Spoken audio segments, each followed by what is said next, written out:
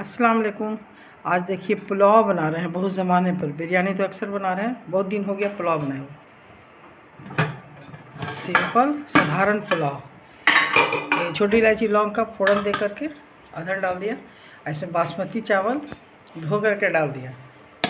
जो देखिए इसको ढक दिया था 10 मिनट के लिए। अभी कुछ कसर बाकी है। जब तक इसको ढक दे रहे हैं, इसका देखिए पैन में घी डाल दिया है। घी गरम कर लिया है। आप चाहिए तो रिफाइन में भी बना सकती हैं। पुलाव है, टेस्ट अच्छा होगा, इसलिए घी में बिरयानी करना है। देखिए प्याज काट लिया है मून में, इसको इस तरह से करके प्याज को लाल करना है। इसको तलना है प्याज को। देखिए प्याज को जब तक तल रहे हैं घी में, इसको जब तक मेरा प्याज तला रहा है, देखिए पुलाव को चावल को डाल दिया था। अब इसको दिखा रहे हैं, तैयार हो रहा है। थोड़ा इसमें एक कनी बाकी है भी गलने में।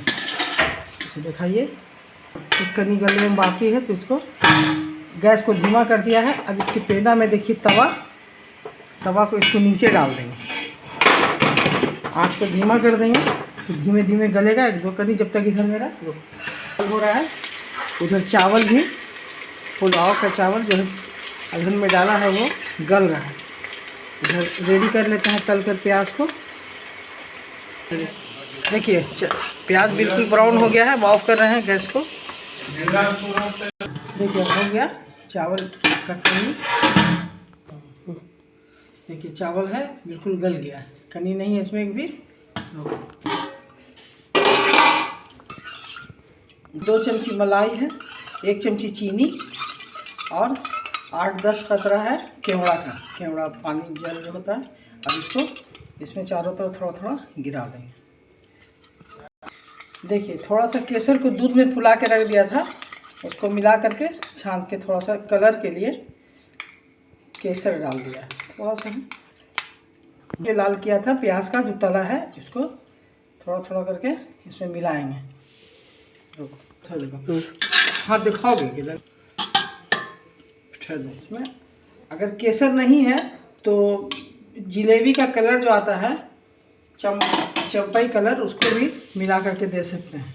थोड़ा रंग ज़्यादा अच्छा हो जाएगा। इसमें बहुत हल्का रंग आया, अच्छी तरह मिला दिया। देखिए तला हुआ जो प्याज है, सारा प्याज निकाल लिया। इसको थोड़ा सा डोंगा में डालने के लिए थोड़ा सा बचा लिया सजाने के लिए। अब देखिए इसमें सारा का सारा जितना भी घी था इसको इसमें डाल देंगे। ये पुलाव तैयार हो गया। बहुत मज़ेदार, टेस्टी, एकदम सिंपल साधारण पुलाव। इसको आपको निकाल के दिखा सकते हैं।